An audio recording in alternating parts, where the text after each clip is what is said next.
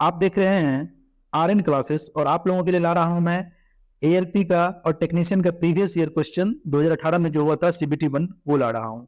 ALP के कुछ ही दिन बचे हुए हैं, इसीलिए मैं साइंस का मेनली साइंस फोकस करते हुए साइंस का पीवाईक्यू ला रहा हूं।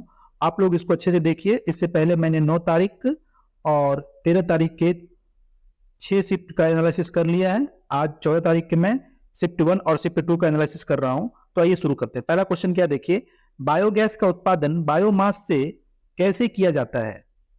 तो ये तरीका पूछ रहा है किस तरीके से बायोमास से बायोगैस निकालते हैं। तो ये हो जाएगा अवायवीय किण्वन। ऑप्शन नंबर 2 इसका करेक्ट आंसर हो जाएगा अवायवीय किण्वन। एक कांच के ग्लास में पानी में रखा नींबू किनारे से देखने पर अपने वास्तविक आकार से बड़ा प्रतीत होता है। इस घटना के पीछे क्या कारण है। तो देखिए, जो ग्लास होता है उसमें पानी है और उसमें क्या है, नींबू है। जब भी कोई चीज ग्लास के अंदर या पानी के अंदर बड़ा छोटा टेढ़ा मेढ़ा दिखे, उस समय आपको कुछ नहीं करना है, मार देना है क्या, अपवर्तन। ऑप्शन नंबर 3 करेक्ट हो जाएगा, ध्यान रखिएगा। प्रोस्टेट ग्रंथि के नीचे स्थित होती है। कहने का मतलब ये पूछ रहा है कि प्रोस्टेट ग्रंथि किसके नीचे स्थित होती है। तो ये मूत्राशय के नीचे स्थित होती है। ऑप्शन नंबर 3 इसका करेक्ट आंसर हो जाएगा। तारों में प्लाज्मा किसके अत्यधिक कारण से बनता है। तो ये उच्च तापमान के अत्यधिक कारण से बनता है, ध्यान रखिएगा। उच्च तापमान जब बहुत अधिक होगा तब जाके क्या होगा, प्लाज्मा बनेगा। किसी वस्तु की स्थिति या विन्यास पर आधारित ऊर्जा को क्या कहा जाता है। जब किसी वस्तु के स्थिति पे ऊर्जा पूछे तो उसको हम लोग स्थितिज ऊर्जा कहते हैं। अगर कोई गति कर रही है तब उसमें पूछे तो उसको हम लोग गतिज ऊर्जा कहते हैं, ध्यान रखिएगा। स्थितिज ऊर्जा का परिभाषा क्या होता है, mgh, जहां पे m क्या है उस वस्तु का द्रव्यमान, g क्या है एक्सेलरेशन ड्यू टू ग्रेविटी और h क्या है हाइट ऑफ ऑब्जेक्ट। रक्त का कौन सा घटक भोजन, CO2 और नाइट्रोजन युक्त अपशिष्ट का परिवहन करता है। तो ये प्लाज्मा करता है। कौन करता है, ये प्लाज्मा करता है, ध्यान रखिएगा। निम्नलिखित में से कौन सा पुलो लोहे की रेलिंग और धातुओं से बनी सभी वस्तुओं को नुकसान पहुंचाता है। तो ये संक्षारण होता है। संक्षारण मतलब जंग लगना, ध्यान रखिएगा। आपको पता है कि जंग लगने से इन सभी को नुकसान पहुंचता है और ये सभी कमजोर होते हैं और इनका लाइफ भी घटता है। 0 डिग्री सेल्सियस पर हवा में ध्वनि की गति क्या है। ध्वनि की स्पीड पूछ रही है 0 डिग्री सेल्सियस पर, तो ये हो जाएगा 331 मीटर पर सेकेंड, या फिर इसको हम लोग ऐसे अगर किलोमीटर पर आवर में पूछे तो 1200 किलोमीटर पर आवर, ध्यान रखिएगा। निम्नलिखित में से कौन सी द्विबीजपत्री पौधों की विशेषता नहीं है। इन पौधों में 2 बीजपत्र होते हैं, ये तो है ही। इन पौधों की रेशेदार जड़ें होती है, ये नहीं है। ऑप्शन नंबर 2 इसका करेक्ट हो जाएगा, क्योंकि इन पौधों की जड़ें रेशेदार नहीं होती है, ध्यान रखिएगा। उस रूसी रसायन शास्त्री का नाम क्या है जिन्होंने कहा था कि तत्वों के भौतिक एवं रासायनिक गुण परमाणुविक द्रव्यमान के आवर्ती फलन है। तो पता है आपको ना कि जो मेंडलीव था वो जो बनाया था अपना आवर्त सारणी, वो परमाणु द्रव्यमान के आधार पर बनाया था। तो ऑप्शन नंबर 1 इसका करेक्ट आंसर हो जाएगा, ध्यान रखिएगा। निम्नलिखित में से किस यौगिक के द्विआबंध हैं, कहने का मतलब डबल बॉन्ड है ना, सिंगल बॉन्ड, डबल बॉन्ड और ट्रिपल बॉन्ड। इथेन, मिथेन, इसमें तो सिंगल सिंगल बॉन्ड है। ये एथिलीन हो जाएगा, क्या हो जाएगा, एथिलीन। इसमें डबल बॉन्ड है, द्विआबंध है। C2H4 इसका फॉर्मूला होता है, ध्यान रखिएगा, एथिलीन। निम्नलिखित में से किस वैज्ञानिक ने पदार्थ की 5वीं अवस्था के लिए कुछ गणनाएं की थी। तो आपको पता है पदार्थ की 5वीं अवस्था का क्या नाम है, पता है, बोस आइंस्टाइन कंडेंसेट, ध्यान रखिएगा। नाम से क्लियर है, एक तो आइंस्टीन साहब थे और एक कौन है, बोस साहब है। ऑप्शन नंबर 2 सत्येंद्र नाथ बोस इसका करेक्ट आंसर हो जाएगा। अगला क्वेश्चन क्या देखिए, लीड नाइट्रेट को अत्यधिक गर्म किए जाने पर इससे उत्सर्जित लाल भूरे रंग की गैस का क्या नाम है। इसको हम लोग बोलते हैं नाइट्रोजन डाइऑक्साइड। क्या बोलते हैं, नाइट्रोजन डाइऑक्साइड। ऑप्शन नंबर 1 इसका करेक्ट आंसर हो जाएगा। क्वेश्चन का लेवल आप देखिए किस तरह का क्वेश्चन पूछ रहा है। भ्रूण को किस विशेष उत्तक की मदद से मां के रक्त से पोषण मिलता है। तो इसका नाम है प्लेसेंटा, बीजांडासन या प्लेसेंटा। ऑप्शन नंबर 1 इसका करेक्ट आंसर हो जाएगा, बीजांडासन या प्लेसेंटा। यदि किसी पिंड की गतिज ऊर्जा उसके प्रारंभिक मान की 256 गुना हो जाती है तो नया रेखीय संवेग कितना होगा। कहने का मतलब कह रहा है कि मान लो कि किसी पिंड का जो गतिज ऊर्जा है, पहले क्या था, k था, अभी कितना हो गया, 256 k हो गया है। तो पूछ रहा है कि रेखीय संवेग मतलब मोमेंटम, जिसको लोग पी से नोट करते हैं। तो मान लो कि पहले इसका मोमेंटम कितना रहा होगा, P1 रहा होगा, तो अभी कितना हो जाएगा, यानी P2 मान लेते तो P2 का मान पूछ रहा है आपसे। अब सॉल्व करना है इस चीज को, मतलब कितना गुना हो जाएगा, ये जो अभी का जो इसका संवेग है वो प्रारंभिक संवेग का कितना गुना हो जाएगा। आइए उसको हम लोग सॉल्व करते हैं अच्छे से। थोड़ा सा क्वेश्चन तो आप देख लिए ना, अब मैं इसको थोड़ा सॉल्व कर लेता हूँ, थोड़ा सा और स्पेस लेकर के। देखिए मान लेते हैं कि पहले एनर्जी क्या था, के था, बाद में एनर्जी कितना हो गया, दिया होगा क्वेश्चन में 256 के। पहले रेखीय संवेग कितना होगा, P1, अभी कितना होगा P2। यही पूछ रहा है कि बाद वाला जो रेखीय संवेग है वो पहले वाले रेखीय संवेग का कितना गुना होगा। तो आपको एक फॉर्मूला ध्यान रखना है, रेखीय संवेग और जो है गति ऊर्जा के बीच का एक फॉर्मूला होता है, कौन सा आपको पता होना चाहिए, P बराबर √2m_e। ये फॉर्मूला आपको ध्यान रखना चाहिए। यहाँ पे क्या है, m मास और e एनर्जी हो गया। तो P1 बराबर क्या हो जाएगा बता, P1 बराबर हो जाएगा √2m और e का मान कितना है, k है, इक्वेशन 1। P2 बराबर क्या हो जाएगा बताना, √2m तो m है, लेकिन k कितना है 256 गुना हो गया था ना, तो 256 k। ध्यान रखना ऑप्शन नंबर 2, दोनों को डिवाइड कर देते हैं क्योंकि हम लोग को रिलेशन निकालना है ना। तो P2/P1 जब करोगे तो P2 का मान कितना है, 2m 256 के बीच में गुना डाल दो, और P1 का मान कितना है, √2m के। देखो 2m के खत्म, इसको तोड़ेंगे तो ये 16/1 आ जाएगा, यानी कि P2 बराबर जो हो जाएगा वो हो जाएगा 16 गुना P1, यानी कि बाद में जो संवेग का मान हो जाएगा वो पहले वाले संवेग का कितना हो जाएगा, 16 गुना हो जाएगा। ध्यान रखिएगा, कहा गया क्वेश्चन, अब क्वेश्चन लो पकड़ के देख लीजिए। ऑप्शन नंबर 3 इसका करेक्ट आंसर हो जाएगा। कैसे सॉल्व किया, बस उसको अच्छे से देखिएगा। इसमें जो फॉर्मूला यूज किए हैं, मोमेंटम बराबर √2 m into energy, kinetic energy. ध्यान रखिएगा, इसको हम लोग ऐसे भी लिखते हैं P² बराबर 2 m इंटू e। क्लियर। आइए अगला क्वेश्चन देखते हैं। चित्र में दर्शाए गए प्रतीक को विद्युत परिपथ के संदर्भ में क्या कहते हैं। तो ये किसका सिंबल है पता है, ये है आपको विद्युत बल्ब का ये सिंबल है। ध्यान रखिएगा, बैटरी का सिंबल कुछ ऐसा होता है, ध्यान रखिएगा, प्रतिरोध का सिंबल कुछ ऐसा होता है। क्लियर। इनमें से कौन सा एक असंतृप्त हाइड्रोकार्बन है, तो बताइए कौन सा हो जाएगा, इथाइन, प्रोपेन, ब्यूटेन या पेंटेन। देखो जो भी इथेन मतलब एल्केन श्रेणी का होगा, एल्केन तो समझते हैं आप लोग, एक होता है एल्केन, एक होता है एल्कीन और एक होता है एल्काइन, ये तो पता है सबको। ये जो होता है एल्केन वर्ग का, ये होता है क्या, संतृप्त, और बाकी ये दोनों असंतृप्त होता है। देखिए प्रोपेन, ब्यूटेन और पेंटेन, ये तो एल्केन है, जो एथाइन है ना वो क्या है, एल्काइन ग्रुप का है, तो ये असंतृप्त हो जाएगा। ऑप्शन नंबर 1 इसका करेक्ट आंसर हो जाएगा, एथाइन।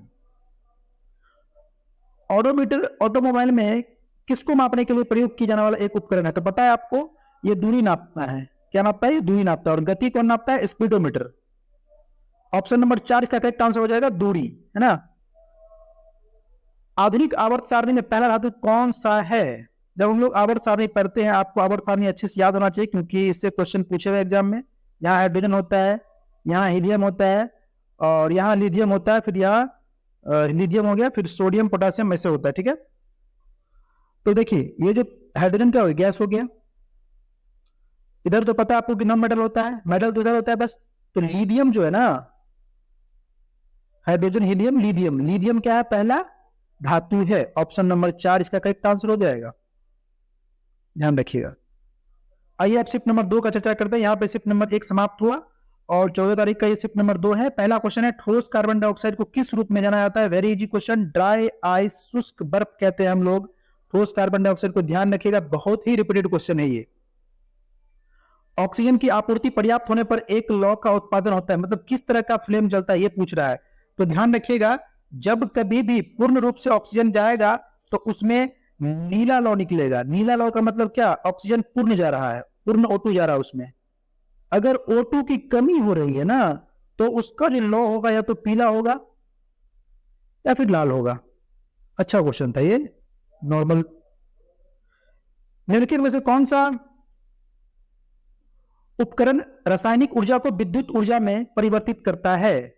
तो ये पता है आप लोगों को, बैटरी विद्युत सेल करता है, रासायनिक ऊर्जा को विद्युत ऊर्जा में कन्वर्ट करता है। अगला क्वेश्चन क्या देखते हैं, निम्नलिखित में से यदि कोई विलयन नीले लिटमस को लाल कर देता है तो उसका पीएच मान कितना होगा? सबसे पहले देखिए, नीले लिटमस को लाल कौन करेगा? अम्ल करेगा, ये तो पता चल गया। अम्ल का पीएच मान कितना होता है? ये एक पीएच स्केल है, यहां मान लो 0 है, यहां पे 14 है और बीच में 7 है। आपको पता होना चाहिए कि 7 से लेकर के, अगर 7 से 14 के बीच में क्या होती है? क्षार। और 0 से 7 तक अगर रहेगा तो क्या होगा? ये अम्ल। कितना पूछ रहा है? ये क्या है? ये अम्ल है। तो ये देखो, ये भी नहीं होगा, ये भी नहीं होगा, ये भी नहीं होगा, बच गया 6। 7 से नीचे बस इसमें 6 है, तो 6 आंसर हो जाएगा, ध्यान रखिएगा। Very easy question. पीएच का इसका सोरेनसन ने क्या था? अंतर रोपण की प्रक्रिया क्या है? अंतर रोपण होता है कि गर्भाशय की परत से युग्मनज का जुड़ना, उसको हम लोग क्या कहते हैं? अंतर रोपण कहते हैं। इस शिफ्ट में फीमेल रिप्रोडक्टिव सिस्टम से अधिक क्वेश्चन पूछा है। आधुनिक आवर्त सारणी में किन 2 आवर्तों में 8 तत्व हैं? तो आवर्त सारणी को आप लोग देखिए, ये आवर्त सारणी होगी आपका, क्लियर? अभी देख लो, जो ये पहला हो गया और दूसरा है ना, दूसरा और तीसरा जो आवर्त है ना, ये हॉरिजॉन्टल वाला जो घर है उसको हम लोग आवर्त कहते हैं, ध्यान रखिएगा। और ये खड़ी वाली घर रहती है समूह, उसको बोला जाता है। आधुनिक पीरियोडिक टेबल में आवर्त कितने हैं? 7 हैं, और समूह कितने हैं? 18 है। 2 आवर्त, आवर्त नंबर 2 और 3 ऐसे हैं जिसमें कितने तत्व हैं? 8 तत्व हैं, ध्यान रखिएगा। ऑप्शन नंबर 1 इसका करेक्ट आंसर हो जाएगा। कुछ और जानकारी दूं इसमें मैं आपको, आवर्त नंबर 4 और आवर्त नंबर 5 में टोटल 18 तत्व होते हैं। टोटल नहीं, मतलब इसमें भी 18 और इसमें भी 18। और 2 बात याद रखना इसमें, कौन कौन सी? एक याद रखना लेंथेनॉइड सीरीज, और एक ध्यान रखना एक्टेनॉइड सीरीज, ये भी एग्जाम में पूछ लेता है। ये हो गया 58 से लेके 71 तक, और इसका हो जाएगा 90 से लेके 103 तक। ये रिपीटेड क्वेश्चन है, किसी ने किसी एग्जाम में पूछा गया। वैसे मैं आपको सजेशन दूं, एग्जाम से पहले पीरियोडिक टेबल को अच्छे से तैयार कर लीजिएगा, इससे क्वेश्चन पूछने की संभावना बहुत प्रबल है, ध्यान रखिएगा। अगला क्वेश्चन है, संवेग की इकाई क्या होती है? ये सब तो इजी क्वेश्चन है। संवेग बराबर क्या होता है? P बराबर मास गुना वेलोसिटी। मास का इकाई होता है केजी, वेलोसिटी का इकाई होता है मीटर पर सेकेंड। इसको हम लोग ऐसे लिख सकते हैं, केजी मीटर पर सेकेंड। कहा गया? ऑप्शन नंबर 4 का एक आंसर हो जाएगा। निम्नलिखित में से किस जानवर में तुलनात्मक रूप से लंबी आंत होती है? तो इसका ऑप्शन हो जाएगा कुत्ता, बाघ, लोमड़ी, खरगोश। इसका करेक्ट आंसर खरगोश हो जाएगा, ऑप्शन नंबर 4। निम्नलिखित में से किस जानवर में, ये रिपीटेड क्वेश्चन हो गया क्या? 20 किलोग्राम की वजन की एक वस्तु को 2 मीटर की ऊंचाई तक उठाया जाता है। इस प्रक्रिया में गुरुत्वाकर्षण बल द्वारा किया जाने वाला कार्य क्या होगा? देखो, ये अर्थ है, तुम अर्थ से ऊपर किसी वस्तु को उठाओगे, तुम गुरुत्वाकर्षण के विरुद्ध कार्य कर रहे हो ना, तो जितना तुम कार्य करोगे वो गुरुत्वाकर्षण के विरुद्ध कार्य करोगे, यानी कि गुरुत्वाकर्षण उस पर उतना लग रहा होगा। तो इसका डायरेक्ट फॉर्मूला निकाल दो, क्या हो जाएगा?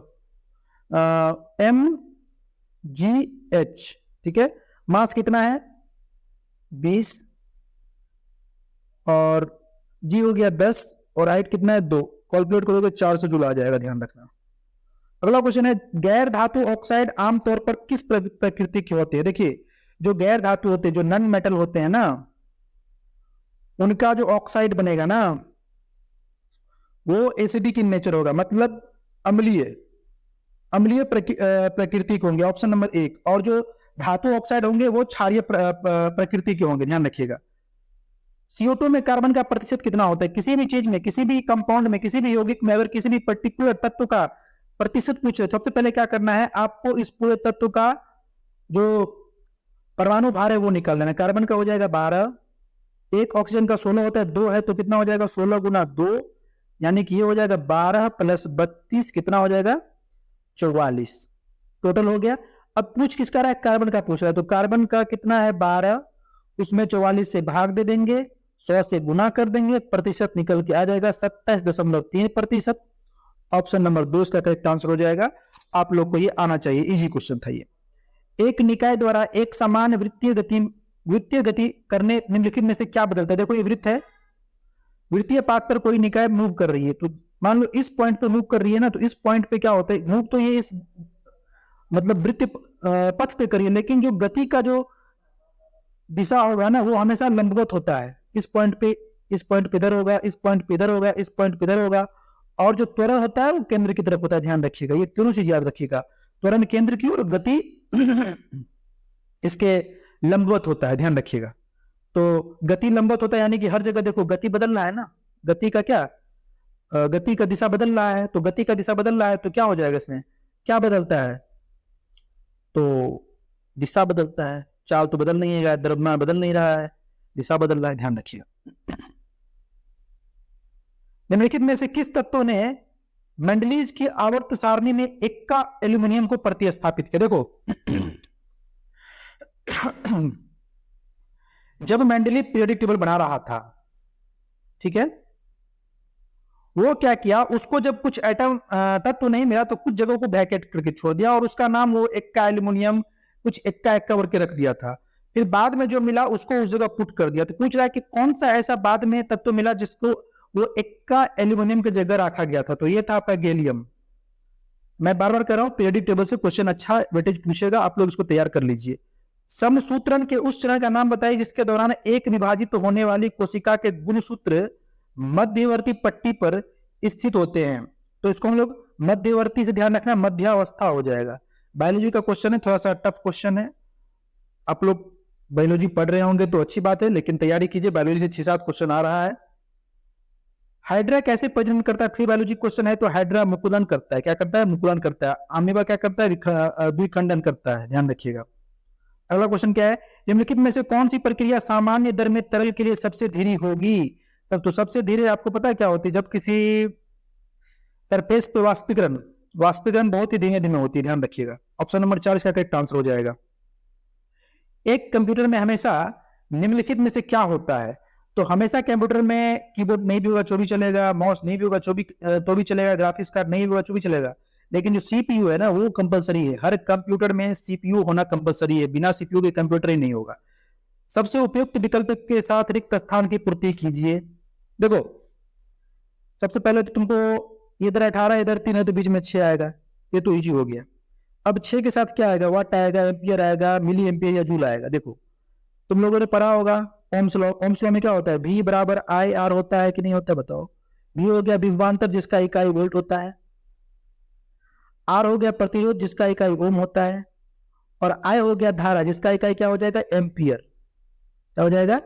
एम्पियर। तो टिक कर दो, 6 एम्पियर हो जाएगा। ऑप्शन नंबर 2 इसका करेक्ट आंसर हो जाएगा। इजी क्वेश्चन था ये क्वेश्चन बहुत ही टफ है और अच्छा क्वेश्चन है ये। मतलब कह सकते हैं कि ये क्वेश्चन पूछा था, तरीके से पूछा था भाई साहब। इतना आसान भी नहीं है क्वेश्चन। इसको मैं सॉल्व करता हूं, आप लोग समझिएगा इसको अच्छे से। ये शुरू करते हैं। पहले देख लो क्वेश्चन में क्या दिया गया है, फिर मैं इसको सॉल्व करता हूं अच्छे से। एक हाइड्रोजन का परमाणु है जिसमें एक इलेक्ट्रॉन इतना की गति से इतना त्रिज्या मीटर के कक्ष में गति कर रहा है। कहने का मतलब कि देखो इलेक्ट्रॉन जो है वो अपने कक्ष में ट्रेवल कर रहा है। इस कक्ष का रेडियस दिया गया है आपको कितना? 5.0 गुना 10 के पावर -11 मीटर, और जो इलेक्ट्रॉन का गति है वो आपको दे दिया है कितना? 2.2 गुना 10 के पावर 6 मीटर पर सेकेंड। आपसे पूछ रहा है धारा, आई का मान आपसे पूछ रहा है। इसमें कौन कौन फार्मूला का यूज होगा वो आप देखिए न्यूमेरिकल बनाते समय क्वेश्चन में क्या आउटपुट दिया हुआ है और फॉर्मूला कौन सा यूज होना चाहिए ये पता चल गया, यानी कि आप न्यूमेरिकल चंद मिनटों में सॉल्व कर दोगे। ठीक है, तो आइए शुरू करते हैं। थोड़ा सा मैं अपना स्पेस बना लूं। देखिए सबसे पहले आपको दिया गया है रेडियस कितना दिया गया भाई साहब? 5 गुना 10 के पावर -11 मीटर। फिर दिया गया है वेग कितना दिया गया है? 2.2 गुना 10 के पावर 6 मीटर पर सेकेंड। ये 2 चीज दिया गया है। अच्छा पहले ये बताओ कि वो 1 सेकेंड में कितना चक्कर लगाएगा? तो 1 सेकेंड में जो चक्कर लगाएगा उसका जो फॉर्मूला होता है वो होता है नंबर ऑफ रिवॉल्यूशन n बराबर, मतलब 1 सेकेंड में चक्कर जो लगाएगा वो चक्कर मतलब n मतलब चक्कर, वो हो जाएगा वेलोसिटी v अब बट्टा परिधि कितना हो जाएगा? 2 पाई r। क्लियर? अब ये n का मान हो गया, ये एक फॉर्मूला हो गया, ये काम आएगा, इसको ध्यान रखना, एक फॉर्मूला ये हो गया। अच्छा 1 सेकेंड में उसमें कितना आवेश प्रवाहित होगा? तो आपको पता है कि आवेश का फॉर्मूला क्या होता है? अब इसको हम लोग क्यू से डिनोट करते हैं, क्यू बराबर N इंटू ई होता है। ये फॉर्मूला आपको पता होना चाहिए, नहीं पता है तो फिर आप पढ़ नहीं रहे हो, फाकी मार रहे हो, क्योंकि ये जो आपका विद्युत है उसका ये फॉर्मूला सब इंपोर्टेंट फॉर्मूला है। अच्छा, Q बराबर एन, ये तो पता होगा, एन जहां पर हो गया नंबर ऑफ रिवॉल्यूशन और ई हो गया इलेक्ट्रॉन। इलेक्ट्रॉन पे कितना चार्ज होता है वो सबको पता होगा, 1.6 गुना 10 के पावर -19 कूलम्ब। और ये एन नंबर ऑफ रिवॉल्यूशन निकालना हो तो वो क्या हो जाएगा, वेलोसिटी बटा परिधि। अब आपसे पूछ रहा है धारा का मान। अच्छा, धारा जो होता है आई, उसको आई से उसको हम लोग डिनोट करते हैं, आई बराबर क्या होता है, Q बटा टी, ये तो पता होगा सबको ये फॉर्मूला। Q बराबर अभी क्या लिखे हम लोग, एन ई बाई टी। अच्छा, इसको हम लोग ऐसे लिख सकते हैं, n into E by T, बिल्कुल लिख सकते हैं। एन का फॉर्मूला फिर यहां से लेंगे, भी बट्टा 2 पाई आर गुना ई बाई टी।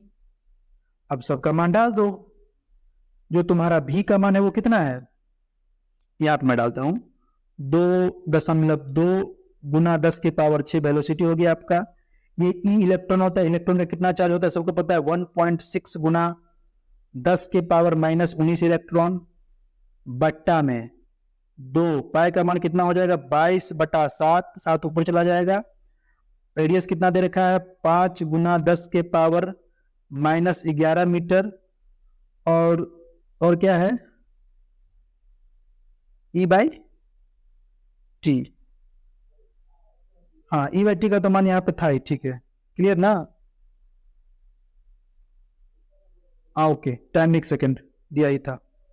अब इस सभी को सॉल्व कर दोगे ना, क्या करोगे, इस सभी पे जब आप तुम लोग सॉल्व करोगे तो पता है कितना आएगा, कट कटा के ये आ जाएगा, टोटल कट कटा के यहाँ पे मैं लिख देता हूं 1.12 गुना 10 के पावर -3 एम्पियर। इसको हम लोग -3 है यानी कि नीचे में 1000 है, तो इसको हम लोग डायरेक्ट लिख देते हैं क्या, अब मैं क्वेश्चन पे ले आऊं थोड़ा अपने पास, इसको हम लोग डायरेक्ट लिख देते हैं। देखिए भी आपके पास क्या आया था, 1.12 गुना 10 के पावर -3 एम्पियर। इसको 10 के पावर -3 क्या होता है, हमेशा मिली होता है, आपको पता है। इसको हम लोग लिख सकते हैं 1.12 मिली एम्पियर। ऑप्शन नंबर 3 इसका करेक्ट आंसर हो जाएगा। ये बहुत ही अच्छा क्वेश्चन था, इसको आप लोग इस टाइप का क्वेश्चन कीजिएगा, अगर पूछ दिया तो फंस सकते हैं आप लोग। निम्नलिखित में से कौन सी भौतिक राशि किए गए कार्य की दर को मापती है, किए गए कार्य की दर, दर का मतलब हमेशा नीचे में टाइम होना चाहिए, या रेट पूछ रहा है ना, तो पता है किसका फॉर्मूला होता है, सबको पता है, शक्ति का होता है, पावर का होता है, पावर बराबर होता है work done by time taken. Option number 3 इसका करेक्ट आंसर हो जाएगा। ये लास्ट क्वेश्चन था इस शिफ्ट का। तो मैंने 14 अगस्त का शिफ्ट नंबर 1, शिफ्ट नंबर 2, बहुत जल्दी शिफ्ट नंबर 3 ले आऊंगा। तो 9 तारीख, 13 तारीख, 14 तारीख फिनिश हो गया, बीच में एक 10 छूट रहा है, उसको भी ले आऊंगा। 4 से 5 दिन में मैं सारा कंप्लीट कर दूंगा प्रीवियस ईयर साइंस। आप लोग क्वेश्चन को देखिए, ये जेन्युइन क्वेश्चन है। आप लोग अगर टेस्ट लगाते हो तो आपको पता चल जाएगा, एक भी क्वेश्चन बाहर से नहीं लिया गया है। तो आप लोग चैनल को सब्सक्राइब कर लीजिए, कमेंट कीजिए, शेयर कीजिए, और अभी एग्जाम से पहले आप लोग किस तरह के वीडियो चाहते हैं वो भी आप कमेंट कर सकते हैं। मिलते हैं बहुत जल्द अगले क्लास में, तब तक के लिए देखते रहिए, धन्यवाद।